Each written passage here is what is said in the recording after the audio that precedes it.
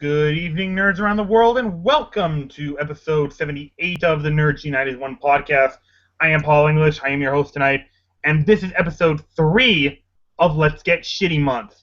It's going to be a fantastic show for you, and to help out, we have a great panel that I'm going to introduce to you, beginning with Chris Miller. What's going on, sir? What's going on, guys? What's going on, nerds around the world? Ready to get shitty on some movies? Yeah. I bet you all we're going to have some pretty controversial stories, but I'll try to have a thick skin. We all shall try. Mike Gulick from Geek Salad is also with us. Mike, for the love of God, unmute that mic and say hi. Yeah, I unmute it on time usually. Hey guys, how you doing? Great to be back as always. All right. Now, for this episode in Let's Get Shitty Month, as Chris alluded, we all need to have a thick skin because we are going to be having a very special list.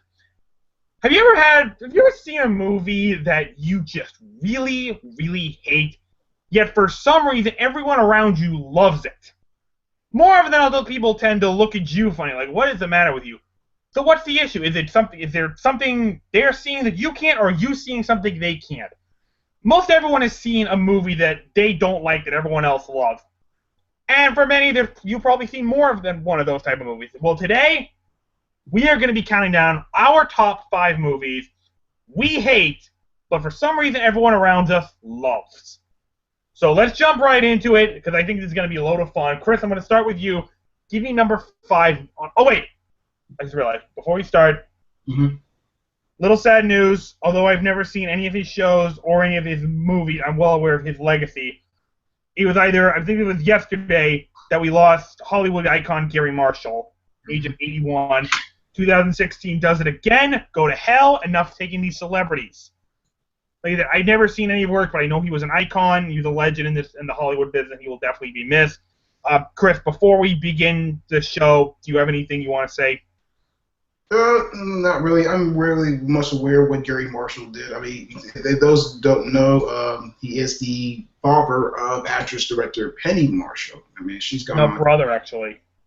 She what? They're siblings. Oh, I didn't know. I thought they were. I did not know that. Somebody kicked me in the ass.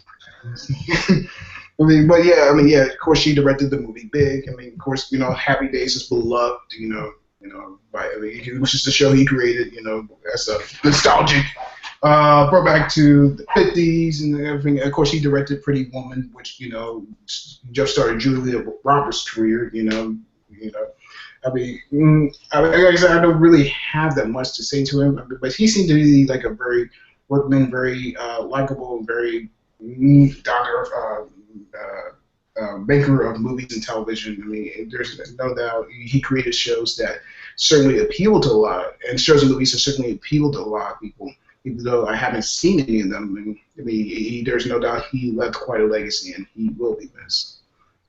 All right. Mike, what about you? First off, Chris, he didn't direct Big. Penny Marshall directed Big. I meant to say Penny Marshall did. Yeah, he directed Pretty Woman, along with a number of other movies. I most know him for, like you said, some of his TV work. He did create Happy Days, which I'm not a big fan of, but it was quite quite big at the time. And one show that he did make that I was a big fan of was Mork and Mindy. Mm-hmm.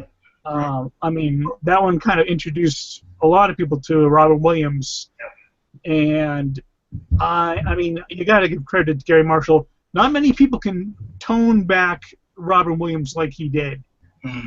I mean, Robin Williams is usually much bigger than life, and Gary Marshall actually got him to kind of pull it back a bit, and at least enough for TV. And yeah, so I mean, a great loss for everyone. I haven't seen a whole lot of his movies, but they're very, very well loved. So he must have been doing something right. Indeed. Also a successful actor too. He had a 50-year acting career too. So yeah, another icon lost to us, and still only halfway through the year. How much more are we gonna lose, huh? All right. Well, let's move on then. All right, now we can get started with it. Chris, why don't you give me number 5 on your list? Okay, number 5 on my list is the 2006 recipient for the Oscar for Best Picture, and that movie is Crash. What movie? Correct. You ever? Crash. That Jason Statham movie? Sandra Bullock, I think, is in it too. Okay, never saw it. Yeah, it was with Don Cheadle, Sandra Bullock, Brendan Fraser, Andy Newton. It was really pretty much an all-star cast in that movie. I mean, the movie does examine the lives of several residents in Los Angeles, and there's a very diverse cast. I mean, yeah, there's some great performances of that. It's just, I mean, I don't know. It's just, it doesn't have some. I mean, it doesn't have some great moments in there. It's just, I don't know. I found the movie kind of bland. It's not as great. I mean, it's not as great as everyone cracked up to be. I mean, it does examine racism, and prejudice with a kind of honesty about it. I mean, I just find it lacking. I know it feels so one-dimensional, so shallow in its, in its depiction, of racism. It seemed so coincidental. So the characters weren't, really that interesting. They seemed kind of stereotypical, cliched. I mean, for the life of me, I think I liked this movie when I first saw it, but now over time, I'm like, I can't believe I actually like that. No, man, it's like, yeah, like I said, it's got a great cast, of A-listers, but I cannot for the life of me understand. I cannot for the life of me begin to fathom what this movie won Best Picture. All right. Thank you, Chris. All right, Mike, you are up next. Why don't you give us number 5 on your list?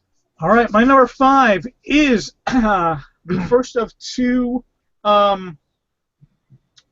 Dang it! Why can't I keep his mind? Stanley Kubrick. Stanley Kubrick. Thank you. See, that explains why I think he's overrated. It's the first of 2 Stanley Kubrick movies that are on my list. Is 2001: A Snooze Odyssey. Oh, sorry. No, don't you. Really? Made in 1968. You know how you can tell it's a 60s movie? Because the only way you can enjoy it is with lots and lots of LSD. Wow! I mean, dude, I've never seen it, but I know that's considered a masterpiece. I watched this movie. I was like, I'm just trying. I'm going through, and it's going on. Like, why do people love this movie? It's a piece of shit. No, it is not. And then it gets to the space, and Hal is like trying to picking off these astronauts left and right. I'm like, all right, finally something good.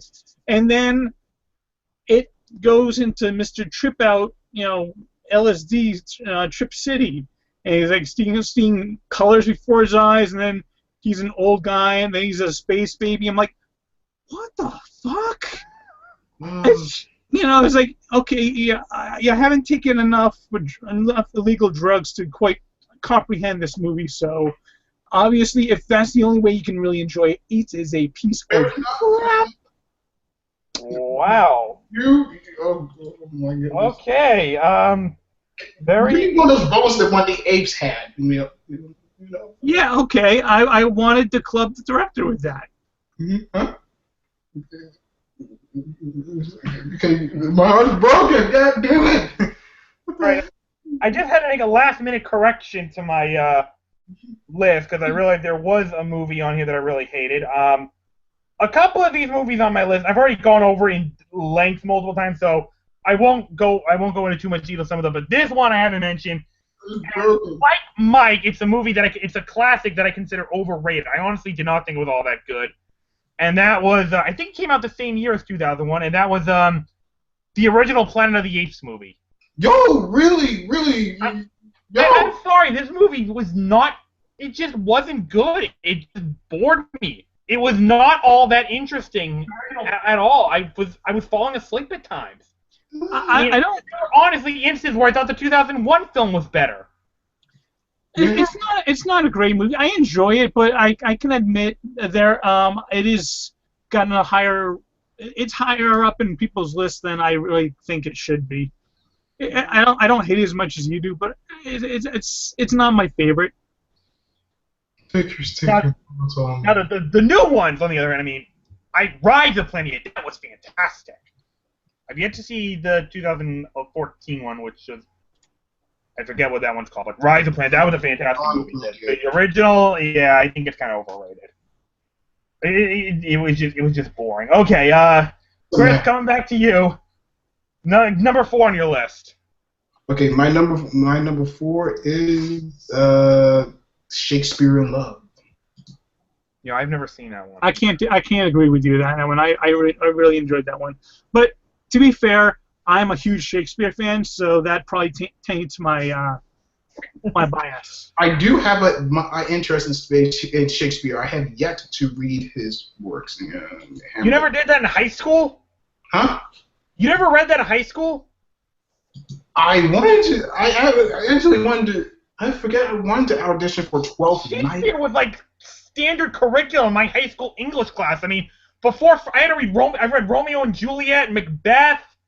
A lot of Shakespeare classics. Twelfth Night is definitely my favorite Shakespeare play. Which one? Twelfth Night. It is so much fun.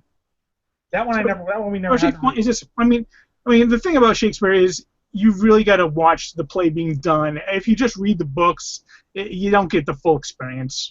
But anyway, Shakespeare in Love. Go ahead. Sorry. Yeah, I was like, I've heard it.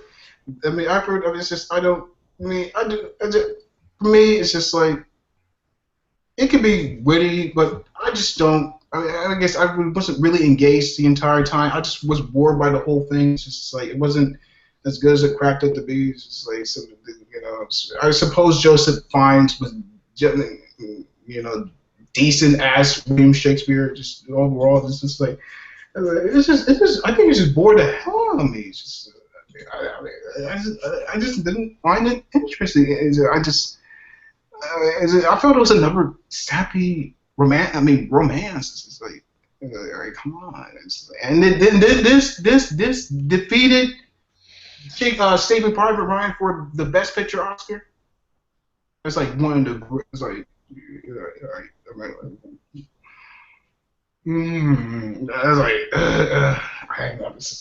I'm still mourning over that because Saving Private Ryan is a masterpiece. All right, thank you, Chris. All right, Mike, you are up next. Give us number 4 on your list. All right, number 4 is actually the most modern film on my list. It was still made in 1982. It is the Ridley Scott classic, Blade Runner. Really? Can't stand it. Ah. Why can you not stand it? Boring. Okay. Boring as all get out. No, it's not. For a movie that's like set in this dystopian future with androids running amok, not a hell of a lot happens in the movie. A lot of talking. A lot of Harrison Ford talking and looking all gravelly and looking all kind of scruffy. I've seen better movies where he looks scruffy. It's just meh for me. I really don't like it. You don't like 2001? You don't like Blade Runner? What the? just wait until you hear the rest of my movies. Yeah, Chris, I got a few shockers, okay, too. I have a feeling that Chris's brain is going to start exploding at any moment now. Oh, I believe you, Mike. I believe you. Okay. So, number 4 on my list, and honestly, I could not pick just one, so I had to go with somewhat of a tie, even though the film is from the same franchise. But it just goes to show how much I hate these movies, and that is the Amazing Spider-Man films. I can't stand them. I just can't. I mean, I told this already. I got rid of them so I could get the complete Star Trek Next Generation series. I cannot stand those movies. They are not good. The stories suck. The action is mediocre at best. The effects aren't good. And Andrew Garfield, I'm sorry, he didn't do it for me. He just didn't do it for me. Tobey Maguire was a far better Peter Parker and Spider-Man, and yeah, to be fair, I rant about these movies all the time. I don't like them. Even Spider-Man 3, for all its problems, was better than these two. To be fair, I don't think these movies are really all that beloved either, though. I mean, the first one has some fans, but you'll be hard pressed to find anyone that can put up a supporting argument for the second one. The second one was just dog shit. I mean, I can put up a good argument for the first and last 10 minutes of the film being good, but yeah, overall, but I'm amazed that there are people who actually like this movie and think Andrew is better than Tobey. I'm like, are you watching the fucking? Did you watch Tobey Maguire? He was Peter Parker. I'm sorry, he was. Wait a second. You're gonna try and defend the ending of Amazing Spider-Man 2? I'm on Moose and Squirrel because I've got to shoot Spider-Man. You're gonna defend that? I'm defending the death of Gwen Stacy. I knew it was coming, but it still got to Everyone me. knew it was coming. That's the only reason Harry Osborn was in the movie. Like, I knew it was coming, but it still got to me. I still felt sad that she was dead. That's good filmmaking right there. Why couldn't the rest of the movie be like that? But anyway, yeah, I've gone on these movies a whole lot, so I won't go to too much detail. I hate those movies. I really do. And thank God for Tom Holland. Thank God for Marvel and Tom Holland.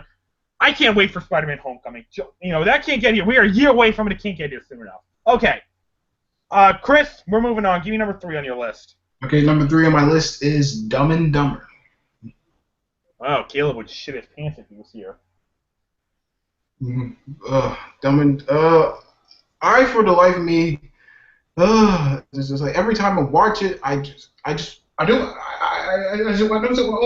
destroy the TV. Whatever I can say. The movie is so it fits the title. It's dumb. Is unentertaining, is unfunny, is really crass, and really unintelligent, dumb. Jim Carrey and Jeff Daniels, to me, are just, there's something about their pairings. It's just they really click to me. It's just little dumb jokes, and especially the toilet scene and the whole when you hear the most annoying sound in the world. It's like, shut the fuck up! Damn it! It was an assault in my eyes. Do people actually find this funny? I don't. I can feel my brain melting when I'm watching that. All right. Hey, Chris, want to hear the most annoying sound in the world? No.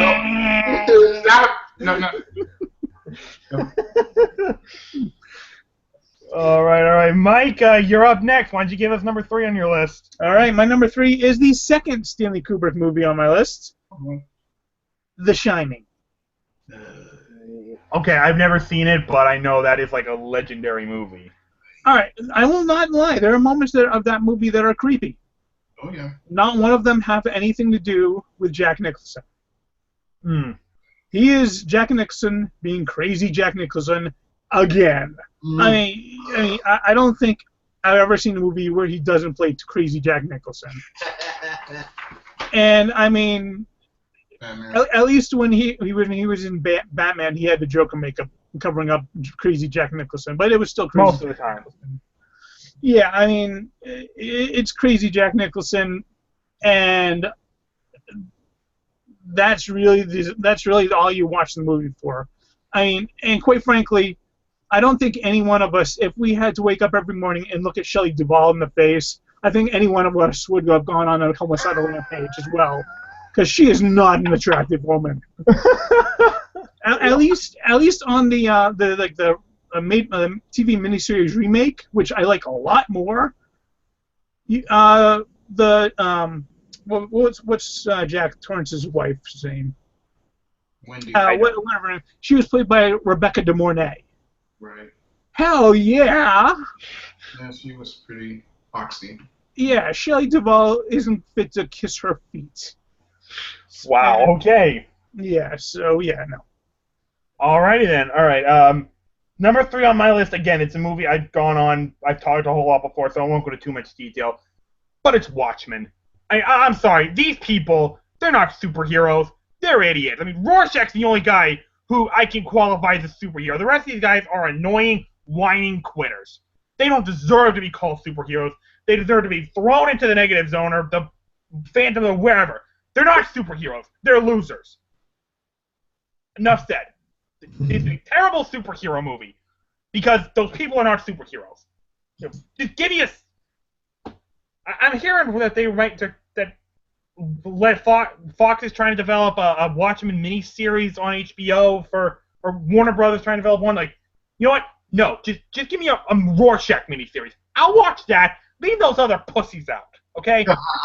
They're pussies. They're losers. They're whining baby quitters, okay? They suck. They don't deserve to be superheroes. They're not superheroes. They're losers. But yeah, that's all I'm going to say this time around. They're losers. Fuck them. Rorschach's cool. The rest of them, fuck them. All right. Let's move it on. Chris, give me number 2 on your list. Okay, my number 2 is The Shawshank Redemption. Whoa. Yes. Again, another movie I've never seen. Yeah, I mean, I can't stand, for the life of me, can't stand this movie. And how the hell is it in front of taking the top place, in the IMDb top 250 movies ahead of The Godfather is something that blows my mind. The story is it just didn't grab me. I didn't find it compelling. I know Tim Robbins and Morgan Freeman do give some solid performances. It's just, I just find the writing subpar, and it's just like it just wasn't. I do admit it does have some brilliance to it, but to me, it's just like something about it that's just I don't find quite impressive. It's a definite change of pace from your typical prison drama, but to me, I just find it a crock full of. I just find it a crock full of shit, really. Alrighty, wow, okay, that's probably been the shocker of the night so far. We'll see if anyone can top that. Mike, you're up next. Give me number 2 on your list. Oh, that sounds like a challenge, my friend. And I accept with my number 2. It is a Christmas classic that should not be a Christmas classic. It is It's a Wonderful Life. Whoa! It is a crappy life. It is a wonderful movie about a guy having a mental breakdown because he realizes everybody's life is so much better than his. And he should have committed suicide, all right? Wow! It's a Wonderful Life. It's a national treasure. You should be ashamed of yourself. It's George Bailey deciding, you know what? I wish I was my brother Harry because everything good happens to him. Why? Don't you mock that? Admittedly, I wants to like this movie. The guy should just be bitch slapped. Like, hey, guess what? Grow up, get a pair of balls, and go back to home. All right, jeez, guys. Wow. No. Admittedly, I don't think it's as masterful as a lot of people do, but I don't think it's a bad movie by any stretch. I mean, every time a bell rings, an angel gets his wings. Guess what? That is a piece of shit. No. Mike, hold on a minute. To be fair, it did inspire one of the greatest parody lines I've ever heard. What was that? From Rocko's Modern Life. Daddy, the teacher says every time a person gets his license, an angel gets his wings. Your teacher's full of snot. Love that parody one. That was classic. And actually, I think I saw a Far Side cartoon once where it says, like, every time a bell rings, an angel gets his wings. Ring, ring. They give a angel its wings. And every time an accordion plays, a devil gets his horns. Okay, wow, that was... all right, wow, that was definitely a shocker, Mike. But I think I might have one that might be just as shocking for my number 2, if not more shocking. Wait until you hear my number 1. Actually, I got 2 that are... Although this one might be more shocking than my number 1, but we will see. Number 2 on my list is Tropic Thunder. Never seen it. This film was not funny at all. And I can't understand how people actually like this movie. Like, wake up, people! It is not funny Tom Cruise is not entertaining at all. I couldn't even recognize his fat ass in that movie. Ben Stiller does not do this. Robert Downey Jr. bringing back blackface. What the fuck? Jack Black was terrible. This movie is not funny. Wake up and see it, people. What is the matter with you? This film is not funny. I was watching this movie one day. It was like, I don't know if I've ever told you about the worst cinematic day of my life where I saw 3 god-awful movies all in the same day. This film... Oh, God, he got Iron Man because, my God, get it away, Mike. Oh, come on. No, he's horrible. He's horrible. Yeah, the worst cinematic day of my life. It was Tropic Thunder sandwiched between Hancock and The Happening. All 3 of those god-awful movies. Oh, dear God. I hated all of them, and Tropic Thunder was just... it's not funny. It's a terrible movie. It should not be as popular as it is. Wake up, people! Oh, God. I hate that movie so much. It is terrible. It sucks. All right. Here we are, folks. This is the moment of truth. The number 1 movie we despise, but for some reason everyone around us loves. So, Chris, you're up. Give us number 1 on your list. Number 1 for me is Captain America: Civil War. Mm.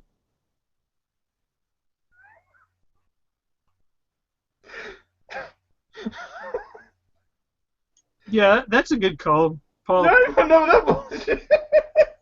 Did he just run into the wall? Yes, he did. He did that back in episode 75, and it was fucking classic. He should have gone head first. That would have been even funnier. You know what? It would have. It would have been even funnier if he did that. Yeah. Don't be quiet. I'm not gonna let you stop while I tear this movie apart. Oh my God. Well, I'm not gonna listen to you tear it apart, so fuck off with you. No. This movie is fucking boring. I think Batman v Superman is a little better in this movie. I think that calls for mute. No. That calls for being fucking banned. No. That calls for being deleted. Do you know that Captain America: Civil War is one of the few movies I actually consider to be perfect? No, it's not perfect. I can believe it. The storyline is For me, that movie is absolutely 100% perfect. I never thought anything could top the Avengers as far as best Marvel movie, but that one did. The airport sequence is not one of the best action scenes. It's actually one of the Oh, it is absolutely. It flows from one fight to the next to the next. Yeah, and it's absolutely perfect. All right, Chris, stop joking around. What's your real number 1? I mean, it has no sense of consequence about it. Chris, stop joking. What's your real number 1? No, that is my real number 1. Are you fucking serious? Yes. I don't like this movie. I mean, well, you know what that movie was. You know what the Civil War was obviously missing. Iron Man, Captain America. Their parents had different names. See, Yeah. if both their mothers were named Martha, Chris would think it was a fucking masterpiece, right? No, he just put it up. I'm joking. Yeah, damn right. If you would seriously consider that was for real, you'd be done. Yeah. My number 1 Don't ever do that again. Okay. I mean, I think that was revenge for me shitting on Stanley Kubrick. Yeah, that deserves another fucking mute. Actually, I'm kind of curious about what his real number 1 is. So you just Let's really get used to that after being such. This is punishment for being a dickhead. As soon as he's done, then we can find out what his number 1 is. Okay. But he never does that again. All right. Oh, Dragon Ball Z, Yeah. motherfucker. Okay. I got my finger over the button. You try anything bullshit like that, you're done for the night. Okay? Just So don't touch me, stop fucking around and give us your number 1. Okay, my number 1 is The Sound of Music. All right. Admittedly, musicals bore me, but I do know that's a good movie. Don't agree, but fair enough. Fair enough. I mean, The Sound of Music, I used to like that movie when I was very little, but now I look at it as corny, sappy, sentimental. I was like, I am the sound of music. You can't deny that Julie Andrews has a magnificent voice, though. I'm not denying that, but it just didn't work for me in this movie. I mean, I think the kids are irritating as all hell. It's just like it's full of just stupid, it's just real stupid, bland songs. I know Robert Wise is one of the, he's considered one of the best of Hollywood directors, but this is not him at his best. I much prefer West Side Story than this movie. It's just like, I mean, like I said, well, Julie Andrews, she may be the only thing great about it, but to me, the film is wasted and it's boring. I don't care. The songs are unforgettable. Just like, I mean, musicals aren't my favorite genre. It's just like, I just find the movie sentimental and full of crap. And it's just like, this movie, I can't stand this movie. I can't. It's like chalk. It's like chalk to me wherever I hear them sing. It's like, Interesting, very interesting. All right, Mike, you're up next. You claim to have the most shocking one here, so let's hear it. What is number one? Oddly enough, my number one is also a musical. Oh. And we've never seen it. Something about Follow the Yellow Brick Road. My number one is Wizard of fucking Oz. Yeah, that is definitely the most shocking one on this list. I freaking hate that movie. You know what? So do I, but it's okay. So I didn't want to like it either. Y'all both crackpots. Oh, it is a terrible movie. Actually, I don't think I've ever seen it. You want a movie with no stakes? What are the friggin' stakes in that one? Oh, she won't give her the magic slippers. Ooh. You can't deny that. Yeah, a good rainstorm and suddenly their problems go away. You cannot deny that, there was a bit of jeopardy when you thought Dorothy was going to die. If I cared at all about Dorothy, sure. But guess what? I didn't care about Dorothy none. I'm not going to care. I'm not going to tell water. I'll just melt you. How about I just melt you right now? If I was the Wicked Witch of the West, yeah, that'd work doozies. I thought it was water that did that. Yeah, it's. I mean, did no one think? You know what? Maybe we turn the fire hoses on her. Maybe our problem goes away. Now and then we got the wizard, who's the biggest crackpot to this side of the rainbow. You've got the most stupid songs. I mean, they really are. If I only had a... If you want a good version of Wizard of Oz, read the book, which is nothing like the movie. It is actually good, and there's actually stakes in it. And then go ahead and watch the Return to Oz movie that was made in the 80s. Dude, that movie is superior to Wizard of Oz in every single way. That one had danger, had threat, had anticipation, had excitement. It's a little too intense. Oh, it was great. That's how the books are. That's how the books were. That's how the movies are supposed to be. So yeah. All right. So on that note, you seem to have the reverse opinion on these two movies, Mike. Everyone loves Wizard of Oz but hates Return to Oz. You are the opposite. Oh, absolutely. What do you feel about Oz the Great and Powerful? I enjoyed it. I thought it was fun. It wasn't my favorite movie, but I thought there was a lot of enjoyment to have out of it. And James Franco plays a great shyster. He really does. Yeah, I think he's made his living out of playing a shyster. I mean, when he hangs out with people like Seth Rogen and Jonah Hill, what do you expect? Do you realize how Oz traumatized people? Do you realize how? Well, yeah. Okay. Wizard of Oz traumatized me.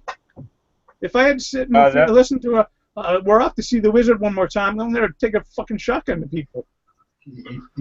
Remind me never to sing We're Off. You know what? I probably can't. I shouldn't have said it. I've never seen the movie, so that's why I don't like it. I've never seen it. You're crazy. Oh my god. Yes, I am. And that's why I have this particular film on my number one. Because let's hear it. Because it is widely considered one of the greatest films of all time. I thoroughly disagree. And that is Citizen Kane. You are crazy. This movie bored me to tears. I almost fell asleep watching it. It is memorable about it. There's no action of any kind. It's all talk. Somebody fucking pull some ears. It's a study of disintegrate. Greatest movie of all time, Casablanca blows Citizen Kane out of the water. Not even a fucking contest. Oh, I agree with that one completely. I mean, I still don't mind Citizen Kane, but I think Casablanca is superior to it in every single way. Yeah. That's a fucking masterpiece.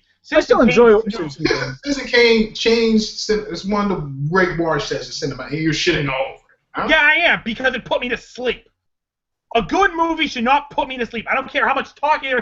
It should not put me to sleep. That movie almost put me to sleep. It was that bad. I had to watch it because of a homework assignment. Oh my god, one of the worst homework assignments I've ever had. Rely on trying to stimulate. I'd rather want to take a 3-page essay than watch that fucking movie. It was that bad.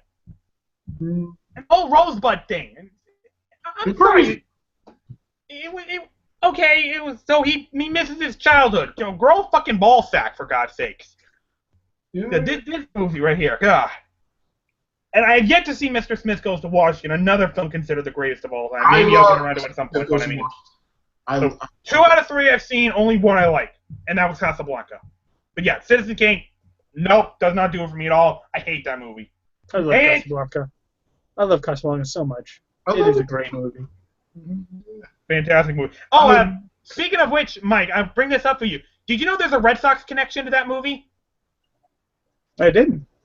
The writers of the film were named Philip and Julius Epstein. Philip's grandson, yeah, that's right. Yeah, Theo Epstein was former Red Sox GM. I brought that fact up to my dad, and he was like, "Wow, I did not know that." So yeah, a little interesting Red Sox trivia for you.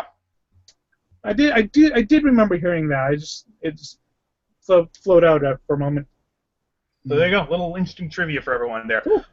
All right, guys. So with that said, that's gonna wrap up episode 3 of Let's Get Shitty Month. Chris, looks like you were the one making the most noise in this, so we appreciate you being here for it.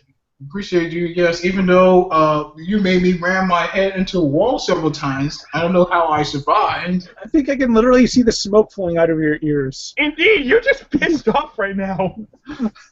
I mean, I don't. I mean, yes. I mean, I don't know how I'm going to recover for this, but yes, it was great being here as always with you guys. Well, you know what? It was fun watching you ram your head into a wall for entertainment. Go fuck yourself. No, I'll leave that to you. No, shut. You disgusting fuck. I'm sorry, what now? You know what? Yeah, I'm just gonna... One more time. One more time. That's all it takes. There's your right, dickhead. Mike, my brother, it was a pleasure having you here. Yeah, pleasure being here as well. Yeah. Hey, dickhead. Hey, I'm talking to you English.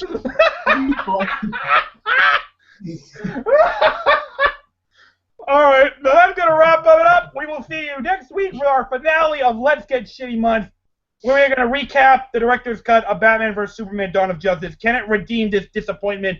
We'll find out next week. Until then, have a good night, everyone. Peace.